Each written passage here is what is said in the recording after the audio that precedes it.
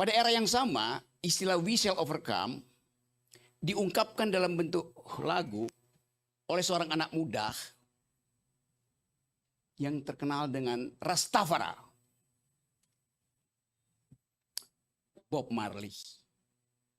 Yang dia membayangkan bahwa we shall overcome itu adalah suatu perubahan total dari kekuasaan. Siapa Rastafari itu? Ya PDIP. Yang saya maksud bahwa negeri ini kekurangan pikiran akibat kita bertengkar hal-hal teknis tadi. Nah itu saya kira gagasan besarnya tuh, bahwa akan ada saat ketika Babilonia di Republik ini juga berhenti itu. Rastafari, bukan fufu fapa. Ya, mikrofon silakan. Oke, terima kasih. Harusnya ini satu forum untuk mengevaluasi ide tentang demokrasi. Jadi saya ingin balik ke situ. Ada soal-soal pertanyaan teknis yang udah ada di koran itu. Harun Masiku di mana? KPK kenapa? Ya, itu ngajakin rapat aksi Cahyo sebetulnya. Iya, tapi ada saat momentum kita bikin refleksi. Sejauh mana ide itu berguna itu soalnya. Apa idenya Pak Hasto itu masih berguna? Apakah refleksi kita untuk regain Soekarnoisme itu masih kontekstual, kan itu intinya tuh. Di belakang kita ada gambar panggung itu.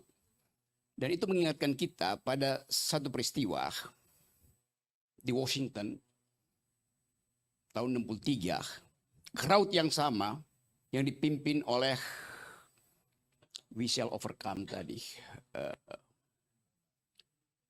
No. Temannya John Bass. Martin Luther King Junior tuh, yang memimpin demonstrasi untuk hak sipil tuh. Dia mengucapkan pidato yang masih kita ingat.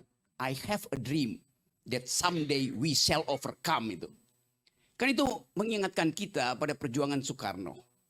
Bahwa we shall overcome. Satu saat kita bisa atasi ini. Pada era yang sama, istilah "we shall overcome" diungkapkan dalam bentuk lagu oleh seorang anak muda yang terkenal dengan Rastafari,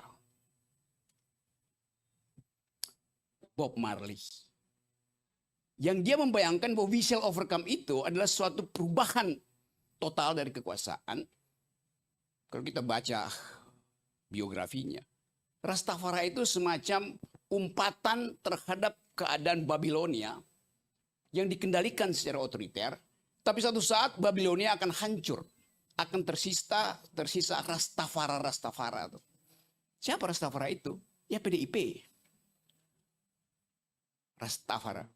Jadi coba kita buat satu session secara berlanjut supaya kita tampilkan pikiran di sini untuk memungkinkan kita berpikir tentang kekuasaan bahkan dari zaman Babilonia.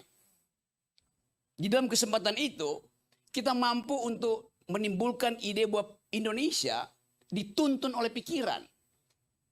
Pak Prabowo bisa jadi presiden, tapi bisa juga pikiran berhenti. Karena kita mempersoalkan teknikalitas. Coba kita uji sebetulnya, apa yang dimaksud dengan kerakyatan dalam versi Prabowo, kerakyatan dalam versi PDIP, kerakyatan dalam versi Soekarno tuh. Jadi hal-hal ini yang saya ingin kembangkan, supaya satu saat kita tahu bahwa ada forum untuk bicara tentang ide itu.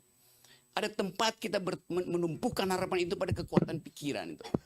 Jadi saya usulkan supaya kita bahas sesuatu yang sifatnya gagasan. Dan ide itu yang hendak kita implementasikan, kita investasikan dalam peradaban politik berikutnya tuh.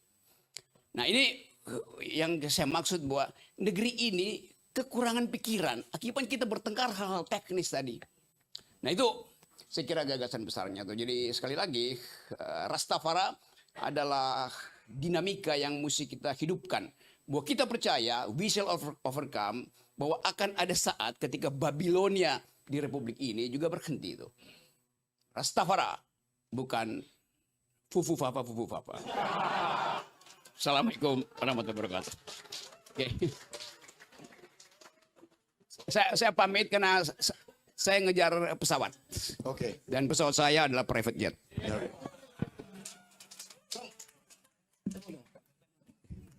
Thank you, Om.